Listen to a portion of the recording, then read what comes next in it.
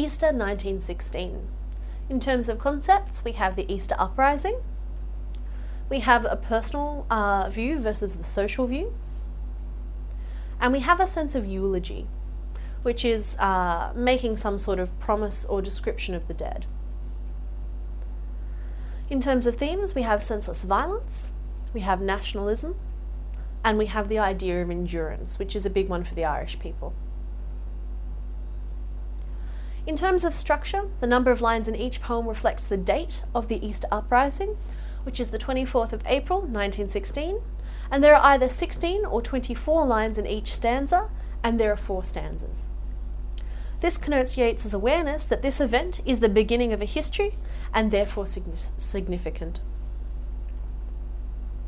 The AB-AB rhyming pattern works with many near rhymes, so it uses rhymes like faces with houses, which creates a much more modern and solemn sounding voice. If you'd used direct rhymes, we would have gotten a very sing-song feeling for this, and we wouldn't have thought that Yeats's voice was as sincere. The repetition of polite, meaningless words, and the diction motley, which connotes a fool, because the garb that the fool wears is considered the colours are motley, and ignorant to describe Countess Markowitz, as well as the alliteration of casual comedy, creates an undercurrent that the violence itself was senseless or pointless. So we know that although Yeats was very strongly in support of the nationalist cause, he didn't really think that it should be approached with violence. So we get a little bit of his disapproval in these sorts of phrases. Yeats contrasts the personal and the social through his transformation of John McBride. So John McBride, remember, Yeats was in love with Maud Gonne, but she didn't marry him, she married John McBride. And John McBride didn't treat her very well either, he was quite an abusive partner. So Yeats had a lot of reason to be quite angry with this man. So we have in the accumulation a drunken, vainglorious lout, to, because of his act and his death, transformed utterly, a terrible beauty is born. And so what we're seeing here is Yeats putting aside his personal feelings to acknowledge the social feelings of what's going on in Ireland at this time. The metaphor of the rock, which through its permanence creates turbulence in the river, and the use of rhetorical questions, was it needless death after all, question whether or not the uprising really accomplished anything. However, the use of transient imagery gives the usual assurances of a eulogy. So usually in a eulogy you talk about how wonderful the person was and you discuss your sadness, but you also talk about life being brief, almost as a comforting measure.